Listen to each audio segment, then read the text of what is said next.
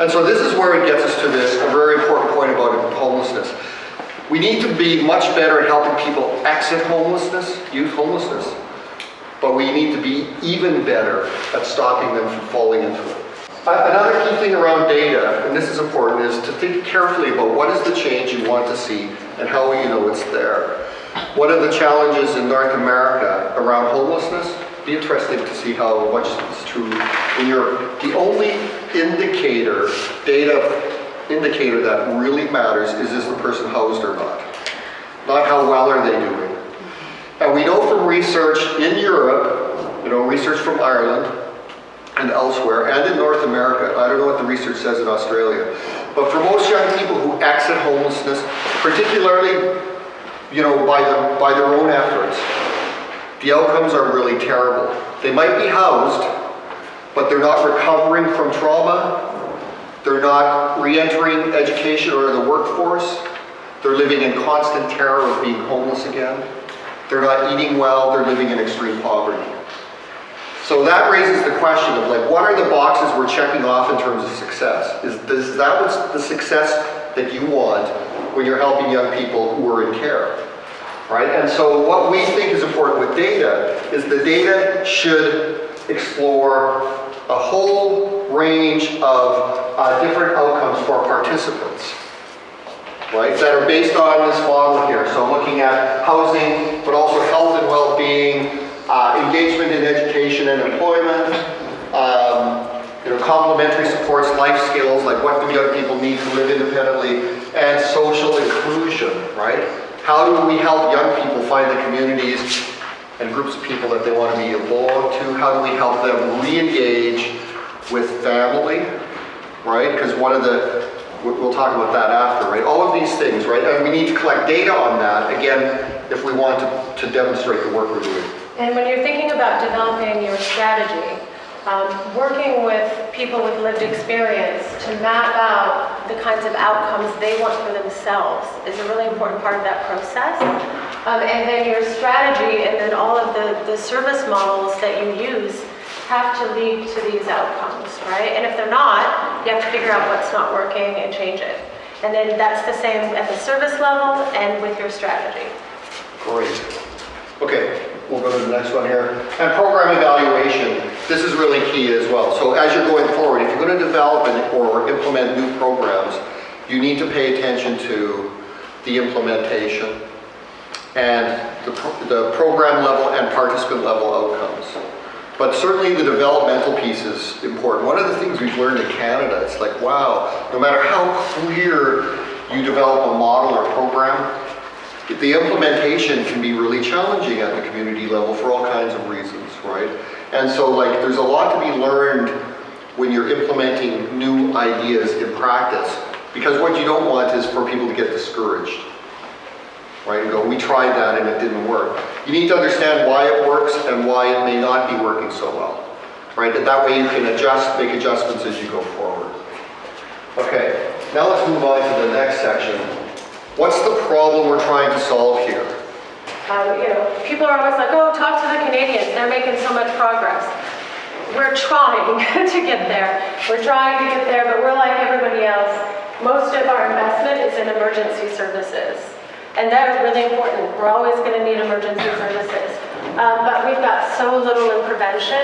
In fact, we've all been working to give a language to prevention, and that's what Steve's going to share with you is the model that we've come up with for thinking about prevention and how to talk about it. And then housing and supports, we have more of an investment now through Housing First, which is a very important model. We agree with Housing First. We just think that where we need to get to is something that looks more like prevention, emergency response. We're always going to need it. And then again, housing and supports that lead to really positive outcomes and don't just get someone housed. So that's critical.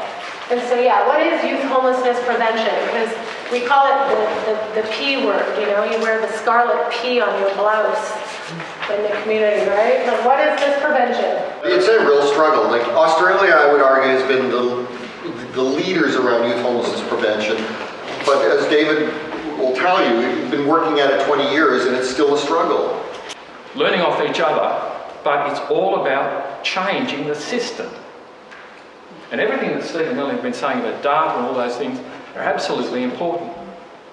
So we've actually sort of got a model that is sort of the engine driver of innovation. We start with those who want to do the innovation. There's always some people who think like us. This isn't good enough. So I don't know what it's like here, but in Australia, when you listen to agencies talk about what they're doing, it's always fantastic. We're doing really good work. Well, many workers are doing really good work in poorly designed programs, and the sorry thing is they're not getting the sort of outcomes that young people deserve. So we've got to change that. This is a real challenge to our governments. And they're just starting to kind of, there's a few cracks appearing, some money's starting to appear. Who's driving it? We're driving it. We're running the show. We're setting the agenda. We're doing the plans. It's like what my friends and colleagues have been talking about. If you can do that, things actually start to change. And the outcomes that can be measured and demonstrated have really been the game changer for us in Australia. If you can't get outcomes, I hear agencies, and I've got to think about agency-centric thinking, program-centric thinking. That's what government people do. As someone said in government, yeah, you get an idea, you see what money there is, you sort of write it up in some guidelines, you roll it out and hope for the best. Usually it doesn't work that well. Many programs, of course, you never see that in evaluation reports, do you? When did you last see the last evaluation report that was seriously critical about what was going on? Well, we don't have those reports in Australia unless we do them ourselves. So yeah, I totally endorse what you're saying. It's up to us to make the difference and to be solutions focused. I think that's the key. So it's very beautiful to see the twinkle in your eyes when you talk about it. So this afternoon you can be part of the twinkle of his eye. There's a workshop which David will host. So and we will work this afternoon in 4 different workshops or 3, and David will be one of the. After a long trip, it's purely broken. And the reason we call him the commissioner is that National Youth Commission, right, wasn't authorized by the government at all. They just went town to town to town saying the commission is here, and people came out and did deputations, including people in government, right? And so that was a big learning for me. It's like, aha, we always, are like, when is government going to fix this? Do not wait. You're the agents of change. And so prevention, we'll go through this quickly because the sessions this afternoon will be deeper dives on these things. But when we talk about the prevention of youth homelessness, we're talking about efforts at the policy, practice, and program level that stop someone from becoming homeless, or if they have been homeless, help them exit or help them never return to homelessness.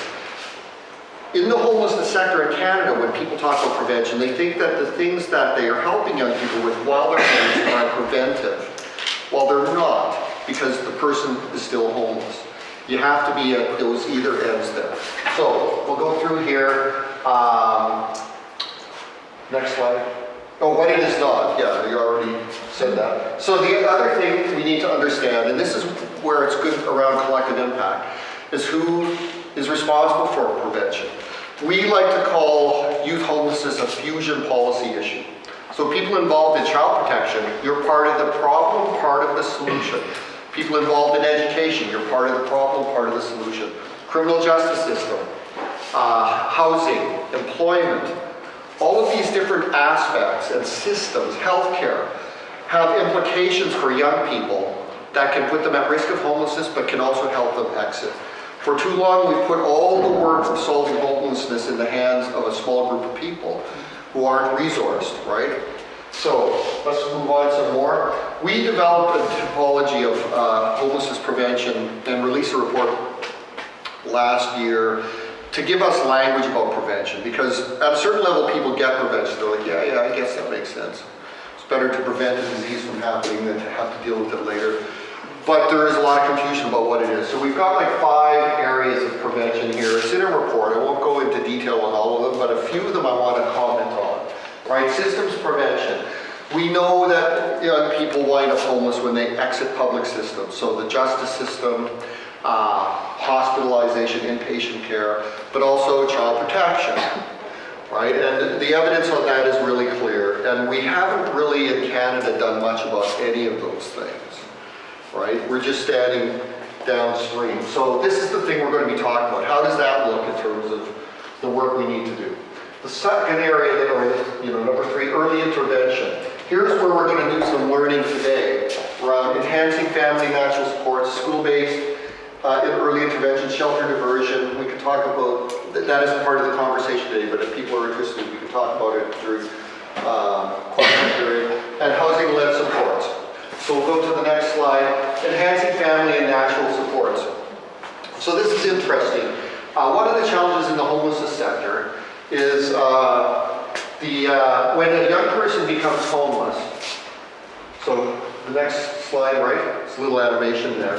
When a young person becomes homeless, then the next thing that seems to happen in the sector is that the family is ignored. Next slide there. Whoops. Yeah, that didn't work out. The family is seen as part of the problem. Right? Young people are becoming homeless because there's family conflict, for sure. That's the number one reason. In Canada, 2/3 have experienced physical, sexual, or emotional abuse when they were younger, so that's a problem. And certainly our goal is not to put young people into unsafe situations. But what it means is we erase the family as an important form of natural supports, right? And other meaningful adults. And we extract young people from the communities so that they lose the other supports of meaningful adults in their lives. And so one of the things that's been transforming, we've been working towards, is to reimagine the role of the family and the work that needs to be done, and who is the client when a young person becomes homeless. Is it just that young individual, or is it them and their family, right? And so we'll be talking more about how to do that work well, and this should be part of all preventive strategies, including if a young person is taken into care, right? Because if you've had difficult family relationships, right, and your house is unsafe, it doesn't mean that all your family relations are harmful, necessarily. And it also doesn't mean young people reject family. Like my experience working in the sector and after is many young people, even from difficult families, long for the family in many, if not most cases, and long for an improved situation. School-based early intervention. Australia leads the way. I won't go into details because David will be talking about that, but the key thing about why schools matter is this. That every young person who experiences homelessness was in school once. And probably in at least half the cases, there was a meaningful adult in their life, a teacher, a coach, an art instructor who knew something was wrong, but didn't know what to do. Then there's the other ones who have managed to hide it quite well. Schools are the excellent place to do the work. In Canada, of currently homeless youth, 40% had their first episode of homelessness before they were 16 years old. And yet we do virtually nothing for young teens. That's where we should be putting our energy and our investment. Helping them when they're 12, 13, 14, right, so that they don't wind up homeless at 50. Place-based supports, I'll just skip that. The point of that is just that we need to help keep young people in their situation, in their community. Now, housing stability, this is the last one, and this is where we'll be talking about housing first for youth, because it can be used both as a preventive mechanism, right, so working with young people exiting care, but also to support young people once they are housed. And again, that knowledge that we have that people don't do well when they become housed, we need to do a better job. And the Housing First for Youth model is one that helps us. These are the core principles of Housing First for Youth. I'm including them there. One of the things Melanie talks about all the time is that those core principles can be used to guide your whole system approach to youth homelessness. Okay, next slide. We'll go through this. This is just that looking at the models of accommodation for young people, because Housing First for Youth is different than Housing First for Adults. The needs of developing adolescents and young adults are distinct from adults. The next slide is the range of supports, and then let's go to the next slide. We'll want to wrap things up here. We're going to go to Wales for a minute here. The Welsh government instituted legislation for the prevention of homelessness writ large. And key to that is this notion of duty to assist, right? So that if, in this case, I think it's the local authority is responsible, right? But if you become aware that somebody is homeless, you are required to offer assistance within a set time. I think it's 60 days. So we thought, what if we did this for youth, right? What if we designed a duty to assist program? Now this is all conceptual. We haven't done this in Canada, but this is where we want to get to. This wraps all the prevention stuff together here. So it means that communities have the supports and programming that can support young people from a preventive perspective, and we align government funding and policy to enable young people under the age of 25 to get the help they need. So this is the model. Here's how it will work. You know, a young person who is in trouble, if they are aware that there is help, they can go and seek it. One of the challenges we've heard from young people with lived experience of homelessness is that when they were 14 years old and they were suffering in school and there was problems at home, there was nowhere to get help. And we have quotes from young people who were told by professional service providers that when you become homeless, we can help you, but we can't right now. Right? So young people need a place to go to get help, but they have to know that there's something there. Like a young person who's 14 cannot say, I really wish that in my community there was family counseling. You know, I really wish that there was like this or that kind of support. Like they don't know how would they know what's there? So we need to make sure that's there. But we also need to help the adults in young people's lives who know something's wrong. Right? And help them get assistance, right? So like how do we create a situation where if, as a teacher, I know that Johnny's couch surfing or is sleeping in the park, where do I go for help? And what's my obligation to help that young person, right? And we're moving away from the language around report because that can get tricky with young people. We don't want to drive them further underground. But working with the young person, help get them to the help and support they need. So you can't do that without a collective impact approach. Because teachers, no matter what sector you're in, you can't have all the knowledge about what to do and all this. You can't be able to provide all the support yourself. We have to have an interconnected approach. We adopt a system of care approach to wrap around the young person to give them the supports they need, get them housed and make sure they're housed in a safe way, and make sure they have the supports they need. So this is kind of a model that we're thinking about in Canada. Can we end youth homelessness? This is a question, because in Canada people will say, I wish we would quit using that language about ending homelessness. We'll never be able to end it. And I actually think we can. Right? If we start to put things together, we have to, that's kind of the urgency and the direction. We have to work towards that. And I'm going to tell you a quick story here. So next slide. This is a guy named Robert Paris Moses. He's in his 70s. And I met him several years ago when I was in the United States. He was doing a presentation. I never heard of him. He's like this constitutional scholar, mathematician, expert in mathematics. And he's the most mild-mannered, soft-spoken person you'd ever want to meet. And then I found out from someone that he was a civil rights advocate and activist in the 1960s. And so here's what he would do. Can't see him so well there. Let's go to the next slide. During the civil rights era in the U.S.,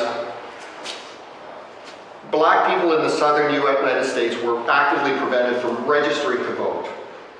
Right? So they weren't able to vote, and there's all kinds of stuff, and these kind of things horribly still go on today in different manners. So what they were doing in the 60s, though, is they were going down to communities, talking with people, and saying, let's go register to vote. Or to a group of people who had no history of registering to vote or voting because it wasn't even possible. So people like Robert would go down and live in the community for like a month and talk to people. And there's this story where, I forget what the city was. It was a smaller city. Selma, and they got together a group of people, and there's like, okay, we're going to march to the courthouse and register to vote.